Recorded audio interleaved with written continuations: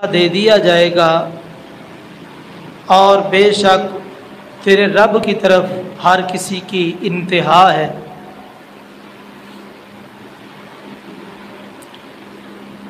اللہ تعالیٰ نے ہماری رشد و ہدایت کے لیے انبیاء کا سلسلہ جاری و ساری فرمایا۔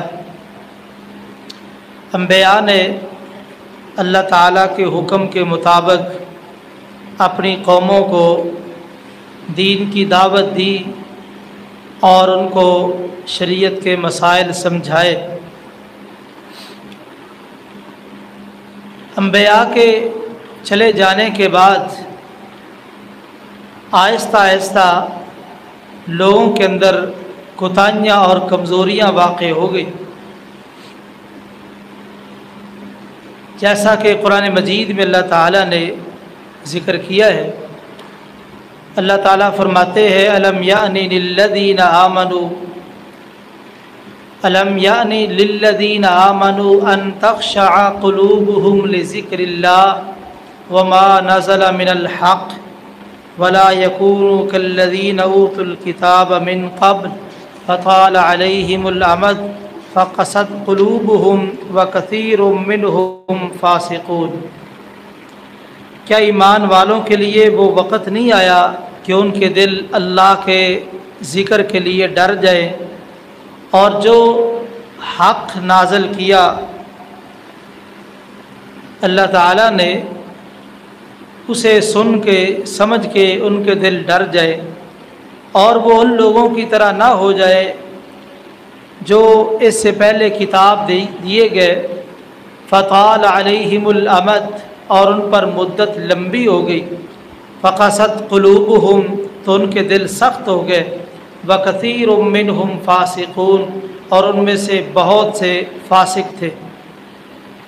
اس آیت میں اللہ تعالیٰ نے یہ بات ذکر کی ہے کہ انبیاء کے بعد کچھ وقت گزرنے کے بعد لوگوں کی اندر تبدیلیاں واقع ہو گئی، عقائد کی تبدیلیاں، اعمال کی تبدیلیاں، حتیٰ کہ ان لوگوں نے اخروی نجات کے لیے بھی اپنی طرف سے نئے نئے اصول وضع کر لیے،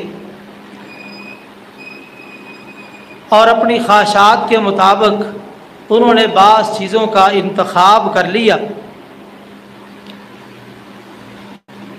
جیسا کہ قرآن مجید میں اللہ تعالیٰ نے یہ بات ذکر کی ہے۔ یہود و نصارہ کا یہ قول، وہ کہا کرتے تھے وَقَالُوا لَن يَدْخُلَ الْجَنَّةَ إِلَّا مَنْ كَانَ هُودًا أَوْ نَصَارَىٰ۔ یہودیوں اور عیسائیوں نے یہ بات کہی جنت میں صرف یہودی یا عیسائی جائیں گے۔ اب ان لوگوں نے جنت کو قومیت پرستی پر محدود کر لیا کہ جنت صرف یہودیوں کے لیے ہے یا عیسائیوں کے لیے ہے۔ تو اس میں ان لوگوں کا نقطہ نظر کہ نجات پانے والے اور اللہ کا قرب حاصل کرنے والے صرف یہود اور نصارہ ہے، اس کے علاوہ دنیا میں کسی کو قرب نہیں مل سکتا۔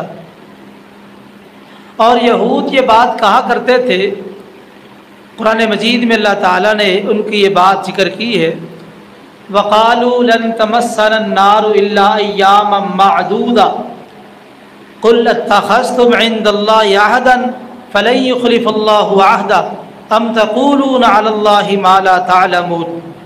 یہود کہا کرتے تھے کہ ہمیں آگ کبھی بھی نہیں چھوئے گی سوائے چند دنوں کے۔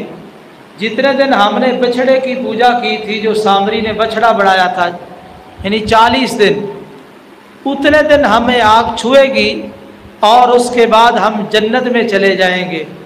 اور یہ گمان کیا کرتے تھے کہ ہمارے بعد پھر مسلمان جہنم کے اندر جلیں گے، ہم جنت کے وارث بن جائیں گے۔ اللہ تعالیٰ نے یہ بات ذکر کی، کیا تم نے اللہ سے کوئی وعدہ لے رکھا ہے؟ تمہارے پاس کوئی عہد ہے؟ تو اللہ تعالیٰ اپنے عہد کی خلاف ورزی تو نہیں کریں گے۔ تمہارے پاس کوئی عہد ہے تو اسے پیش کرو، یا تم اللہ کے ذمے یا اللہ کے بارے میں ایسی بات کہہ رہے ہو جس کا تمہارے پاس علم نہیں ہے۔ تو پتہ یہ چلا کہ یہود و نصارہ نے ایسے عقائد گھڑ لیے تھے، بنا لیے تھے، اور نجات کے ایسے اصول انہوں نے وضع کر لیے تھے کہ نجات صرف یہودیوں کو ملے گی یا عیسائیوں کو ملے گی، باقی ساری انسانیت جہنم میں جلے گی۔ اسی طرح عیسائیوں کے بارے میں یہ ان کے عادات میں بات موجود تھی کہ ان کے ہاں جب کوئی بچہ پیدا ہوتا تو وہ ایک رسم اس کے حوالے سے ادا کرتے۔ انہوں نے زرد رنگ متعین کیا ہوا تھا، بچے کو اس زرد رنگ کے اندر نہلاتے اور نہلانے کے بعد کہتے اب یہ مکمل طور پہ عیسائی بن چکا ہے، یعنی بچے کو اس خاص رنگ کے اندر نہلا کے پھر مطمئن ہوتے کہ اب یہ عیسائی بن چکا ہے۔ حالانکہ اللہ تعالیٰ نے یہ بات ذکر کی ہے، صبغۃ اللہ ومن احسن من اللہ صبغہ ونحن لہ عابدون۔ اللہ کا رنگ اور اللہ کے سے زیادہ اچھا کس کا رنگ ہو سکتا ہے؟ ہم اسی کی عبادت کرنے والے ہیں۔ اللہ کا رنگ کیا ہے؟ ان الدین عند اللہ الاسلام، اللہ کا رنگ دین اسلام ہے۔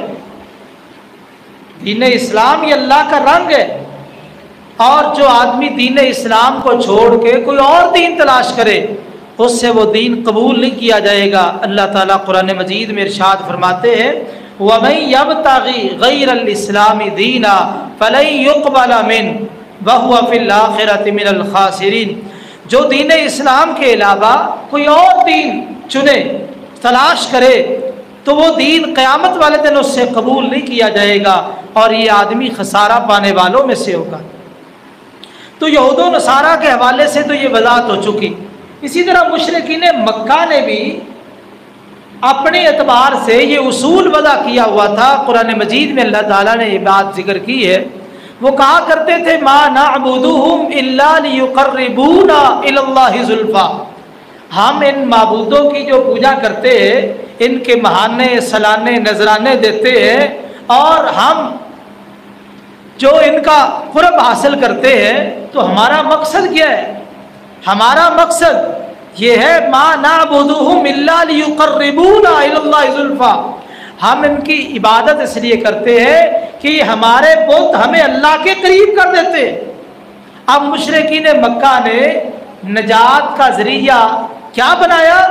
بتوں کی عبادت، بتوں کی ریاضت، اور بتوں کا قرب، اور بتوں کو راضی کرنا، اور بتوں کے لیے مہانہ سالانہ نذرانہ پیش کرنا، اور ان کے تقرب کے لیے جانوروں کو ذبح کرنا۔ انہوں نے یہ اپنے ذہنوں سے بات گھڑ لی کہ ہمارے اس عمل کی وجہ سے ہمیں بتوں کا قرب ملے گا، اور یہ بت ہمیں اللہ کے قریب کر دیں گے۔ یہ مشرکین مکہ کا طریقہ کار تھا، اور وہ دوسرے لوگوں کو، ایمان والوں کو بھی تسلی دیتے تھے۔ بذات خود ان کا یہ اصول ہے کہ وہ اپنے اس طریقے پر مطمئن تھے کہ ہماری نجات کا ذریعہ ان بتوں کی عبادت ہے، ہماری نجات کا ذریعہ ان بتوں کی خدمت ہے، اسی بنیاد پہ ہماری نجات ہوگی۔ اور اسی طرح جو ایمان والے لوگ تھے ان کو کہا کرتے تھے، قرآن مجید میں اللہ تعالیٰ نے ذکر کیا وَقَالَ الَّذِينَ كَفَرُوا لِلَّذِينَ آمَنُوا اتَّبِعُوا سَبِيلَنَا وَلْنَحْمِلْ خَطَايَاكُمْ وَمَا هُمْ بِحَامِلِينَ مِنْ خَطَايَاهُمْ مِنْ شَيْءٍ إِنَّهُمْ لَكَاذِبُونَ۔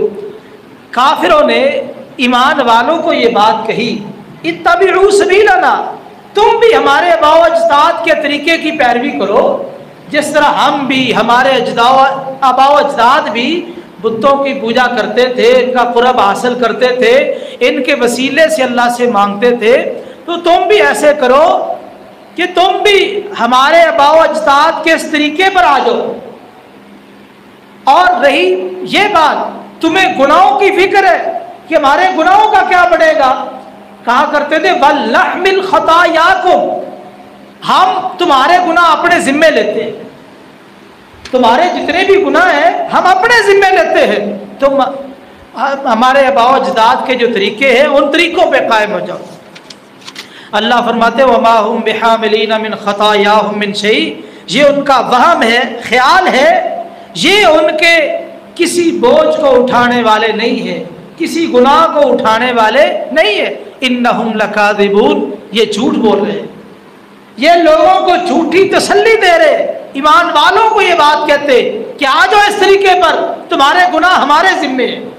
اللہ فرماتے ہیں وَلَا يَحْمِلُنَّ أَثْقَالَهُمْ وَأَثْقَالًا مَعَ أَثْقَالِهِمْ وَلَا يُسْأَلُنَّ يَوْمَ الْقِيَامَةِ عَمَّا كَانُوا يَفْتَرُونَ، یہ اپنے بوجھ اٹھائیں گے، یہ قیامت والے دن مجرم لوگ اپنے بوجھ اٹھائیں گے، اور اپنے بوجھوں کے ساتھ وہ بوجھ بھی اٹھائیں گے جن لوگوں کے گناہوں کا یہ سبب بنے، جن لوگوں کو انہوں نے گمراہ کیا، جن لوگوں کو غلط راستے پہ لگایا، ان کا بھی بوجھ اٹھائیں گے۔